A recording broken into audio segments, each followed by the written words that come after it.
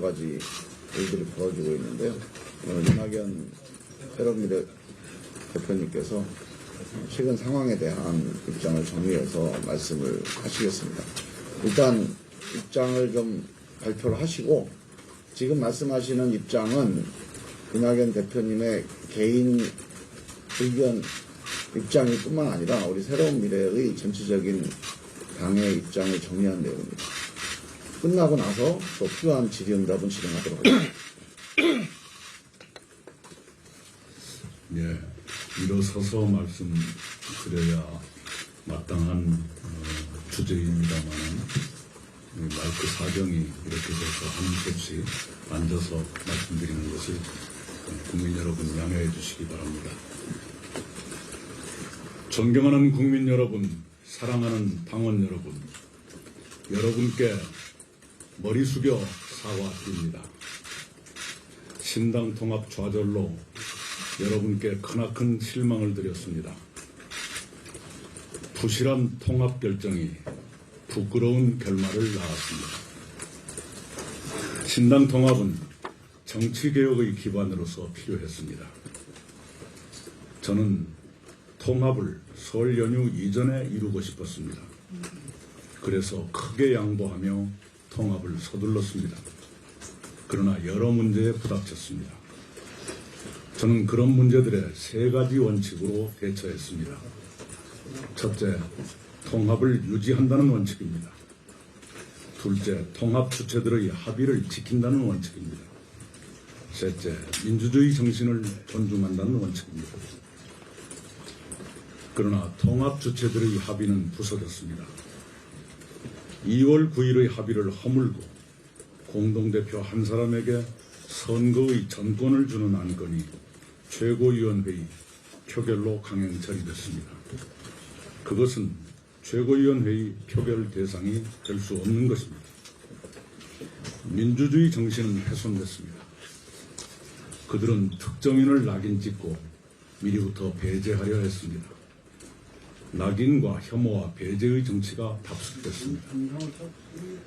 그런 정치를 극복하려던 우리의 꿈이 짓밟혔습니다. 합의가 부서지고 민주주의 정신이 훼손되면서 통합의 유지도 위협받게 됐습니다. 더구나 그들은 통합을 깨거나 저를 지우기로 일찍부터 기획했던 것으로 보입니다. 저희는 통합 합의 이전으로 돌아갈 수밖에 없게 됐습니다. 다시 새로운 미래로 돌아가겠습니다. 당을 재정비하고 선거체제를 신속히 갖추겠습니다. 통합은 좌초했지만 저의 초심은 좌초하지 않고 오히려 굳건해졌습니다. 초심으로 돌아가겠습니다. 무능하고 타락한 거대 양당의 독점적 정치 구도를 깨고 진영보다 국가, 정치인보다 국민을 먼저 보호하는 본격 대한정당을 만들겠습니다. 기득권 정당의 투쟁 일변도 정치를 흉내내지 않고 대한민국의 새로운 미래를 준비하겠습니다. 도덕적, 법적 문제에 짓눌리고 1인 정당으로 추락해 정권 견제도, 정권 교체도 어려워진 민주당을 대신하는 진짜 민주당을 세우겠습니다. 민주당의 자랑스러웠던 정신과 가치와 품격을 저희가 회복하겠습니다. 거짓과 협잡이 난무하는 정치판을 정직과 상식이 통하는 곳으로 바꾸겠습니다. 당장은 여당의 과반의석 확보를 저지하도록 저희가 더 맹렬히 싸우겠습니다. 총선에 매진하며 총선 이후까지 대비하겠습니다. 국민과 당원 여러분께 거듭 죄송합니다. 그러나 법적 합당 이전에 신당 판도가 분명해진 것은 불행 중 다행인지도 모르겠습니다. 불확실성은 긴 것보다 짧은 것이 좋기 때문입니다. 국민과 당원 여러분이 겪으시는 오늘의 실망이 내일의 희망이 되도록 저희들이 최선을 다하겠습니다. 부디 저희들의 잘못을 용서해 주시고 저희들의 충정을 받아주시기 바랍니다. 감사합니다. 예, 공식적인 성명은 드렸고요. 질의응답을 받도록 하겠습니다. 질문 있으시면 손을 들고 말씀해 주시고 협상 과정이나 뭐 최근 상황에 대한 설명은 제가 드리고요. 또 우리 당의 공식 입장과 앞으로 진로 관련해서 또 개인적인 소회에 일어난 또 우리 이낙연 대표님께서 말씀을 주시도록 하겠습니다. 자, 일단 소속하고 손을 들어주십시오.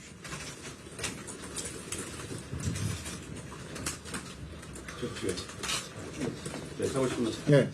서울신문 확인집자입니다.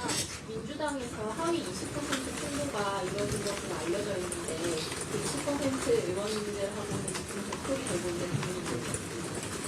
네, 그건 뭐 오늘 우리 사태하고는 관련이 없는 건데요. 오늘 많은 분들과 통화를 했고 상황이 아주 심각하다. 거의 정상적인 상황이 아니다 이렇게 얘기를 듣고 있습니다. 그래서 그분들이 그냥 개인적으로 어떤 선택을 하는 게 아니라 이 문제는 기본적으로 민주당과 정치를 살리기 위해서는 뭔가 같이 의견을 나누고 있다. 여기까지 얘기 들었습니다. 자세한 거는 뭐 저도 계속 지켜보고 있습니다.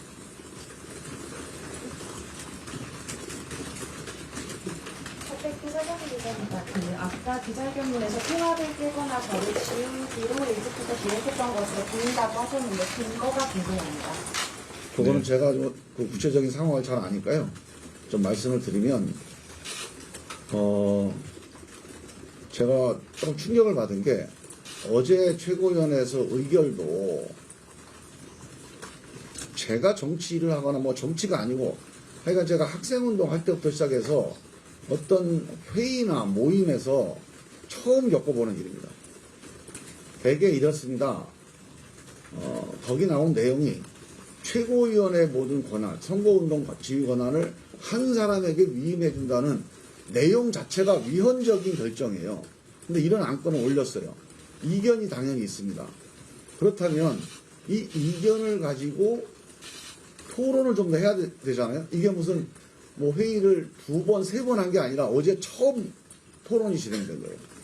근데 이 토론이 관훈 콜럽 출연 때문에 시간이 없다고 의결을 빨리 하자는 게 이게 정상은 아닙니다. 그러니까 이거는 저는 이제 이준석 대표가 마음이 좀 쫓기거나 좀 상황 판단을 잘못해서 이렇게 밀어붙일 수도 있다고. 개인적으로는 그런 판단도 할 수 있습니다. 불완전하니까 개인은. 그런데 저는 나머지 다 국회의원 하셨던 분들이 이낙연 대표님이 이렇게 제안했어요. 자, 이 문제는 이견이 있으니 이거는 좀 더 토론을 해서 오후에라도 토론을 더 연장해서 정리를 하자. 그러면 뭔가 결론이 날 거다. 나중에 들어보니까 이낙연 대표님께서 당신께서 양보를 해서라도 뭔가 합의점을 찾겠다고 결심을 하고 오후에는 마무리 짓자 이렇게 얘기를 하신 거예요. 근데 이게 묵살되고 나머지 분들이 다 침묵하고 있습니다.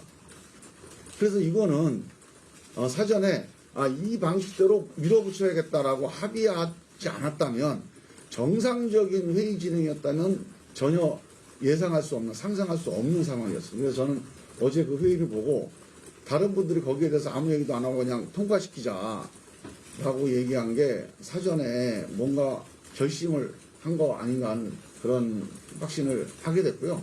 그 확신을 뒷받침한 게 오후에 이준석 대표가 그 결정을 하고 났으면 어떤 상황이 벌어질지 다 예상하는 거 아닙니까? 그러면 서로 간에 마음에 상처가 있고 또 뭔가 갈등이 생겼다면 서로 대화해서 오해가 있으면 풀고 이런 과정들이 당연히 진행돼야 돼요.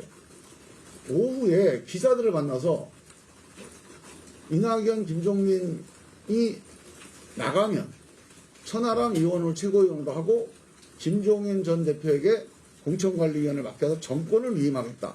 이렇게 얘기를 해요. 그러니까 이거를 하기 위한 과정으로 오전 회의가 있었다라고 확신을 하게 된 거죠. 그래서 저는 이런 식으로 뭔가를 기획을 해서 몰아내는 대상으로 삼는 이거는 우리가 합의했던 이 제3지대 통합정당은 아니다. 그렇게 봤던 거죠. 네, 그 장면에서 제가 이렇게 제안을 했었습니다.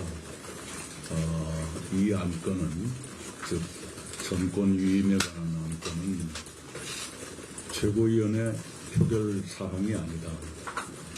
표결 대상이 아니다.